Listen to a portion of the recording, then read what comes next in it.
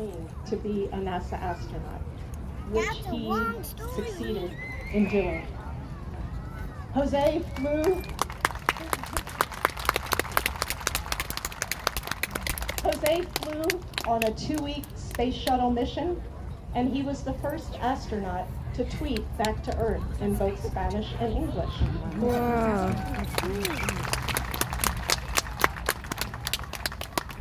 We are very fortunate. Jose is in great demand these days. He's also a winemaker. I'll just put that plug in on the side. And without further ado, I'd like to turn the floor over to great friend and colleague Jose Hernandez. Wow. Thank you, Manya. How much time do I have? 20 minutes, they say. Well, that's a little, because when you give me a microphone, I hate giving it up. I just keep talking and talking. But thank you, Manya. Yeah, Manya and I go way back.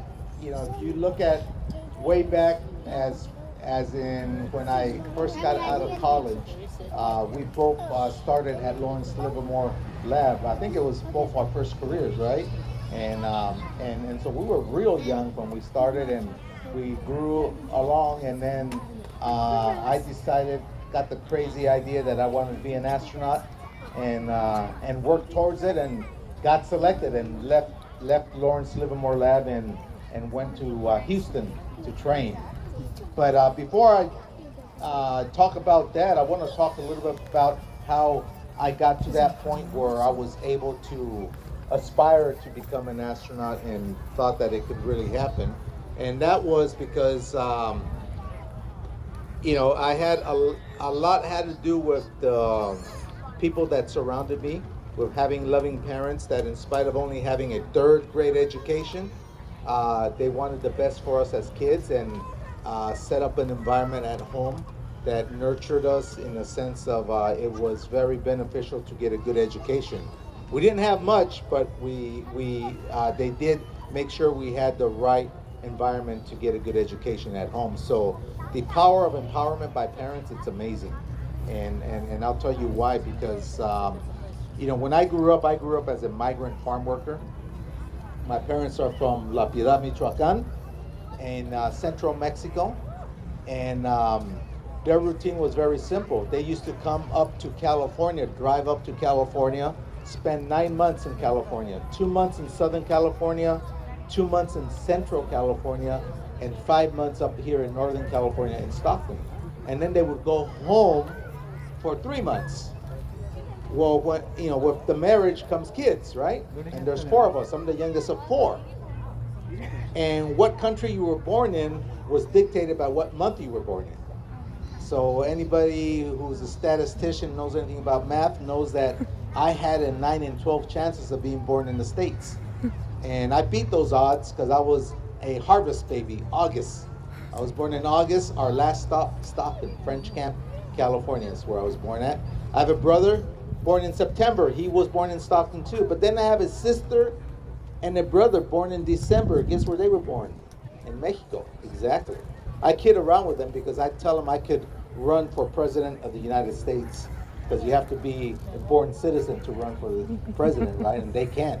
But anyway, so now imagine my first exposure to public education here in the U.S.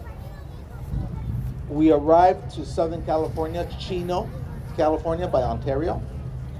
I go to my first kindergarten class, meet my kindergarten teacher, my friends. Just as I learn where the restroom's at, 2 months come and go, and now we got to go to Salinas.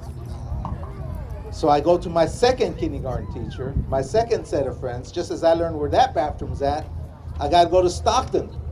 Stockton, we did stay a longer time, but then summer vacation came along. But we stayed 5 months in Stockton, and then come November, we would hightail it back to Michoacan for 3 months. First grade came along, the process repeated. Second grade, the process repeated. But it wasn't until the second grade that things changed. In the second grade, I remember going to school that day. Before I went to school, my dad gets up and makes the big announcement. he usually makes this announcement 1 week before we go to Mexico. He said, kids, we're going to Mexico next week. Make sure you get 3 months worth of homework from your teachers. At our last stop, which was Stockton, we would get 3 months worth of homework because in Mexico, we didn't go to school.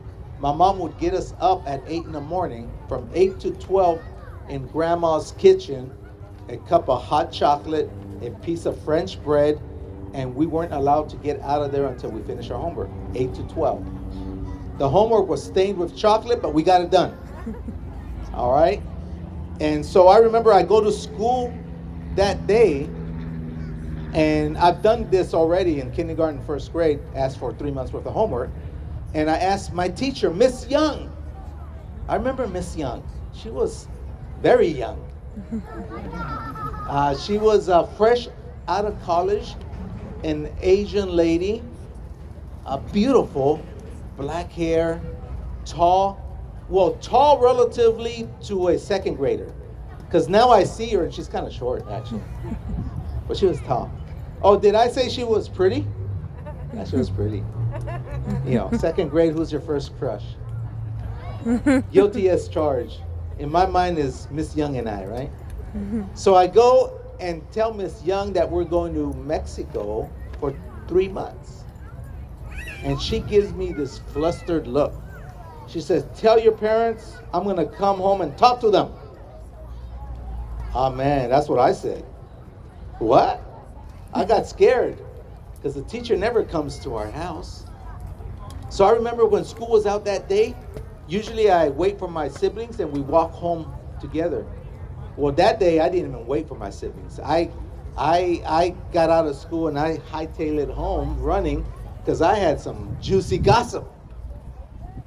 I felt like Paul Revere, you know, the teacher's coming, you know. And I remember I get home and the first person I run into is my dad.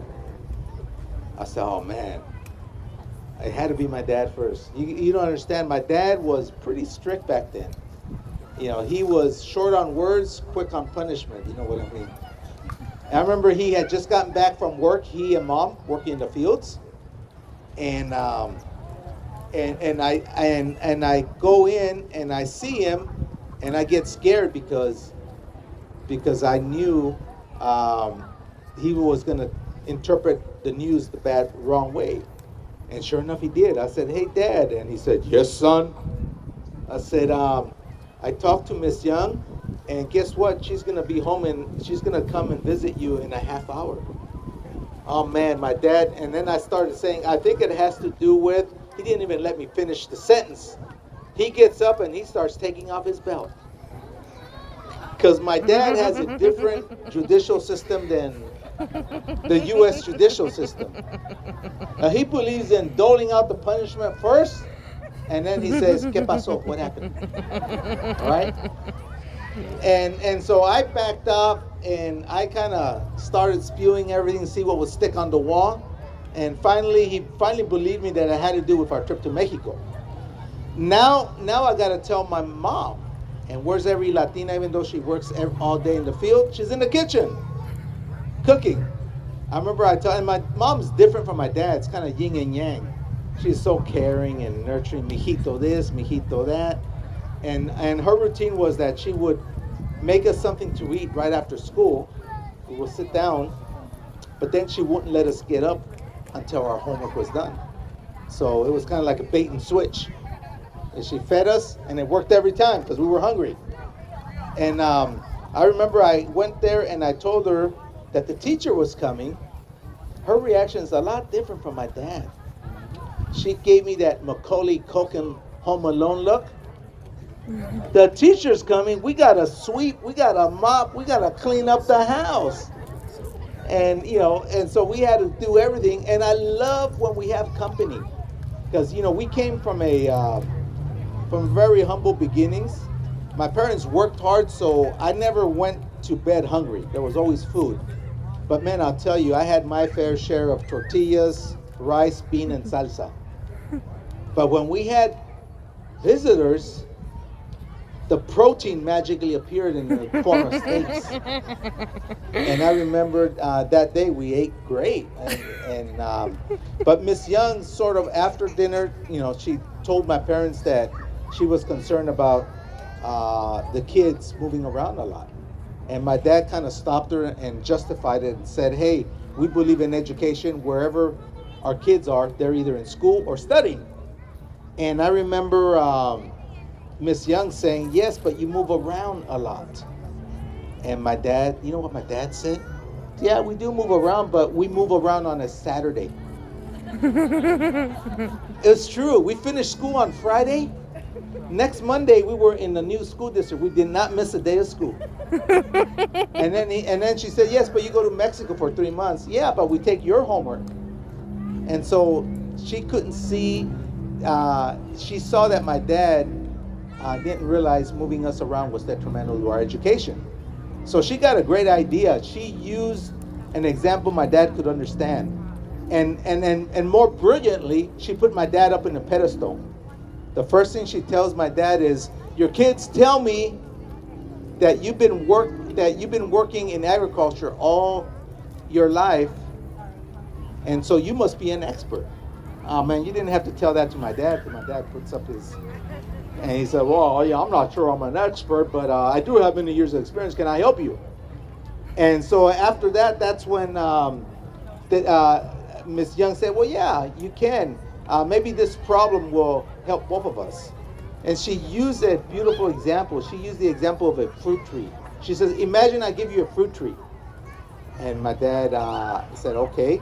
And then she says, I want you to find the best ground, dig a hole, and plant it, and water it, and fertilize it. Take the best care you can. My dad said, I can do that. But 3 months from now, I want you to find another piece of ground. And I want you to transplant that tree. Keep taking care of it. Water it, fertilize it. My dad, a bit confused now, said, okay. I don't know why, but I'll do it. And then she says, and in another 3 months, what's more, every 3 months, you're going to transplant that tree, but you're going to take good care of it. And then she looks at him and says, you who are an expert in agriculture, what happens to that tree in the long run? And my dad starts thinking about it and says, well, the tree's not going to die, but you're going to stunt its growth because you're pulling it out every 3 months. You're not letting the root system grow deep. A tree needs to have a deep root system to be healthy and grow big, and the branches big. And if it's a fruit tree, it probably won't even bear fruit. And he even raised his arms when he says the branches need to grow big. And you can wait for 2 seconds. You see the facial expression change. He realized that that tree was indicative, representative of what he was doing to his kids. And I give my dad credit because he looked at Miss Young and said, oh, is that what you mean? And Miss Young said, that's what I mean. And so ever since then, our trips to Mexico got cut from 3 months to 3 weeks, centered around Christmas vacation. And we did not stop in southern central California. We went straight to Stockton. And that what became our home, which is why I call Stockton my hometown. That's where we stayed at.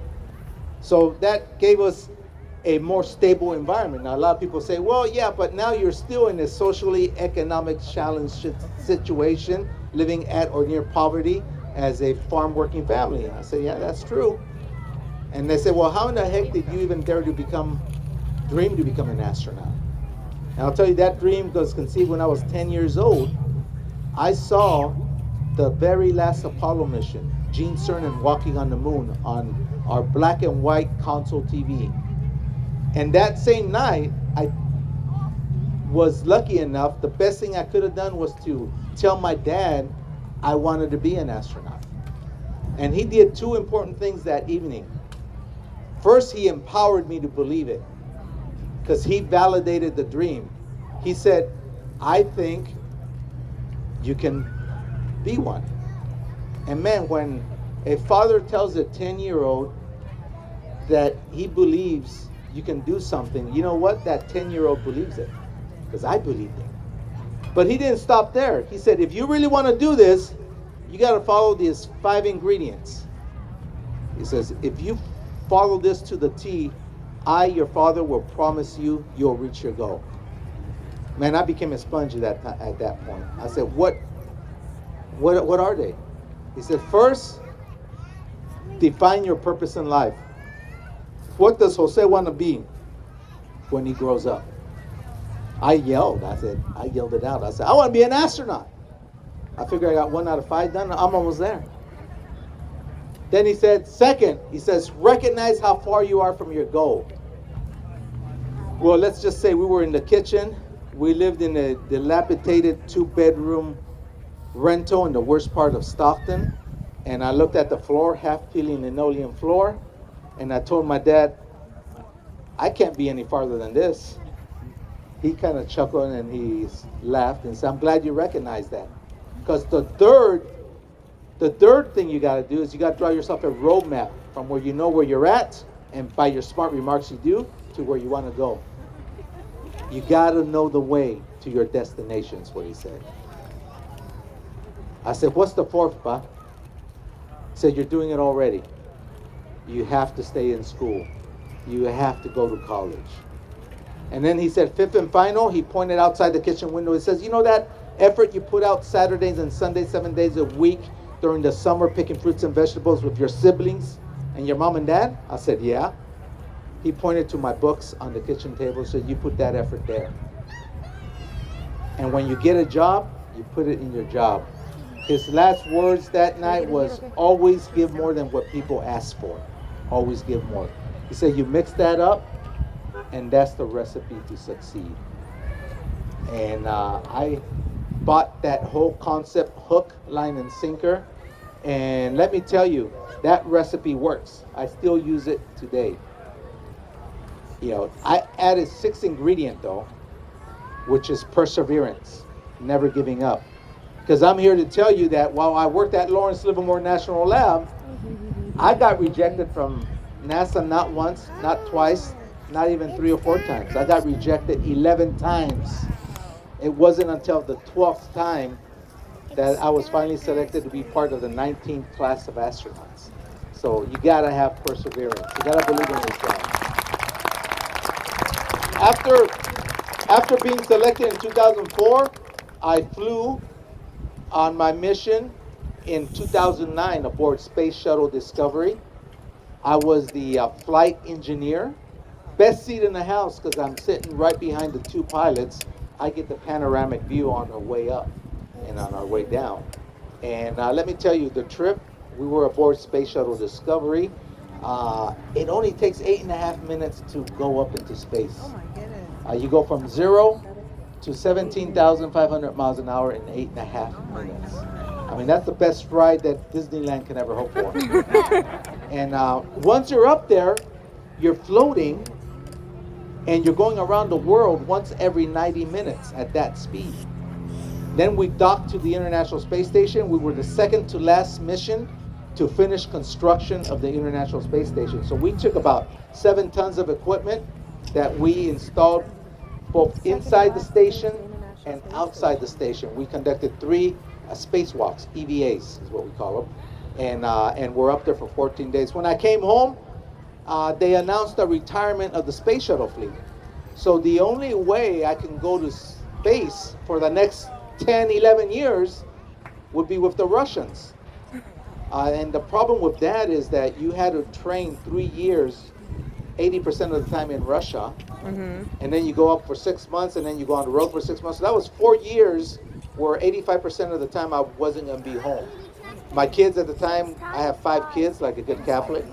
I have 5 kids, and at that time, the oldest was 15, the youngest was 7.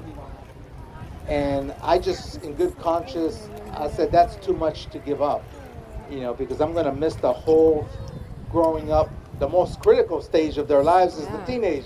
That's when you need both parents watching them. And I said, I don't think I can do this.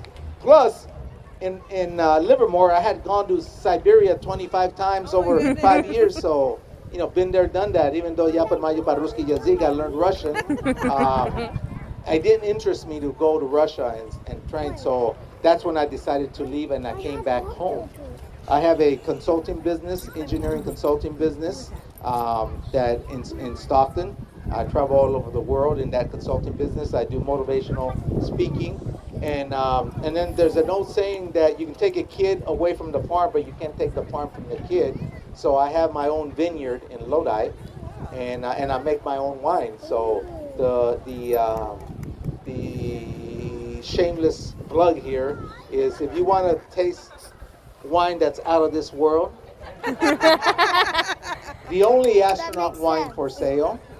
Oh my Go god. to Tierra Luna Cellars.com, CELLARS.com, and you can order it. It's only available through direct to consumer, so you order it and it gets delivered to your house. Oh, okay. And it's good wine. You got a Sauvignon Blanc and you got two reds to choose from. So I highly recommend it. But yeah, in essence, that's what we that's sort of what happened. And I also want to, I guess, give you the news is that Monday, what is it, 2 days from now, they begin filming my life story, which is pretty cool. It's actually a movie. It's not a documentary, so I won't be in it. It's a movie, and it is Michael Pena is the person who's going to play my role, and it's called A Million Miles Away, and I got picked up by Amazon. So anyone who has Amazon Prime, you guys gonna be able to watch it on the Amazon platform, and so it'll probably come out latter part of next year because it takes that long for them to do the editing and all that. It takes about 3 months to film, and then about 6 months of edit. So about 9 months from now, it'll come on. So watch out for it. A Million Miles Away, and then I think that's all I have. I think that's probably 20 or more minutes. So I'm not sure if there's questions, but we can certainly answer. Okay, yeah, go ahead.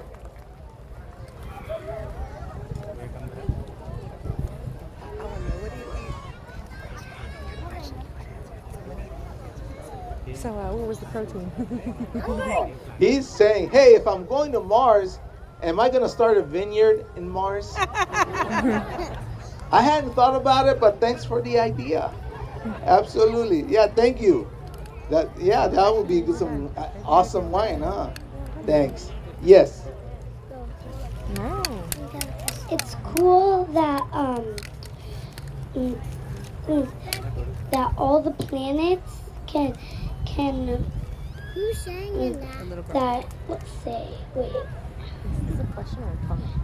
that Mercury can still has its atmosphere, but can still survive. Oh, since it's so close to the sun, it's incredible that it doesn't melt. Oh, yeah. She's saying Mercury is so close to the sun, and it's amazing that it has an atmosphere and that it doesn't melt because it's so hot there. That's correct. What was the All right. protein? You have a question? I do. What was the When you went to protein? space, where did you go? When I went to space, where did I go? Well, I told you it only takes 8.5 minutes to get up into space. Alright, go get in line for You pictures. go from 0 Go get in line for to pictures. 17,500 miles an hour in 8.5 minutes. A lot of people say, how does that ride feel? Imagine you're lying here on the ground. They put a little piece of wood, plywood, that doesn't weigh anything on top of you. And then you get 3 people that weigh exactly like you do, shift their weight onto the plywood in the course of 8.5 minutes. That's how it feels. It's a ride that, like I said, Disneyland is envious of because they can't repeat it here. And then once you're up there about 280 miles above the Earth, and you're circling the Earth every 90 minutes. And then we dock to the International Space Station, which is also circling the Earth. And so you're going round and round you go. And for 14 days, that means, if you do your math, I went around the world 217 times, 5.4 million miles. Whoa. I wish we had a frequent flyer program with one of these airlines, because then I'd be sitting pretty, but we don't. So that's what we did. We went around the world. Yes. What is 3 questions. What is it like being in space? What does the food taste like? And You can't taste food. Well, 2 out of 3 is not bad. No, you can't. What is it like You can't to take be in off your space, and what is the food like is what her questions are. Well, being in space is so cool. You never get tired of floating, because once you're up there, you're floating. You're not walking. You're always floating, so you can push yourself against a wall What? and then do your best Superman impersonation. It's so cool. You feel like a superhero up there. Yeah, and then how the food tastes like. Well, let's just say it's like camping food. It's high in salt content, and it tastes good the first couple of days, but then everything starts tasting the same. Everything starts tasting the same. And you remember the third one? Okay, she remembered the third question. can you see the other planets? Can you see the other planets? Well, Go, Bean. Put your hand up. yes, you can, but you got to remember, the other planets are millions of miles away, and you're only 250 miles closer to them. So they look pretty much the same as if you were down here. Thank you. The stars look a little different, not in size, but the stars aren't twinkling anymore. They're like LED lights. And if you stare at them for a while, you can start looking at the depth perception and can distinguish which stars are closer than the others. It's pretty cool. You didn't want to ask. Yes. The first time you went in space, Just get your hand up how like did this. you feel? First time I went in space, how did I feel? I'll tell you, that ride was something they don't explain in training. And so that was pretty wild. But once you recover from the ride, I felt great. And for those 14 days in space, it was just a nice experience. What was the for me. protein? No, that's it. Jose, thank you. I wish that he could answer everyone's questions, but he will be here afterwards. We'll have Caleb give you a few words about that. But thank you enormously. Go get him on farther. Go line Just to farther. throw Jose here. And just one more I'm scared. Jose's many activities. We are very pleased to have him as part of our Quest Science Center Board of Directors, and he is earnestly helping us to Yeah, that's something very important. That's exactly why we're here, right? Quest. I serve on the board, and we're gonna have a building somewhere around here, right? Where is it at? Can you point to it? Right there. Yeah. We're gonna have a building, and we're raising the funds and all that. So stay tuned for it, because Come here, Beanie. we're gonna want your kids to come and see the science exploratorium type of experience here. Thank you for being such a great role Come here, model Beanie. for curiosity, Jose. All right, we are going to ask if you would like to take a photo, Jose, and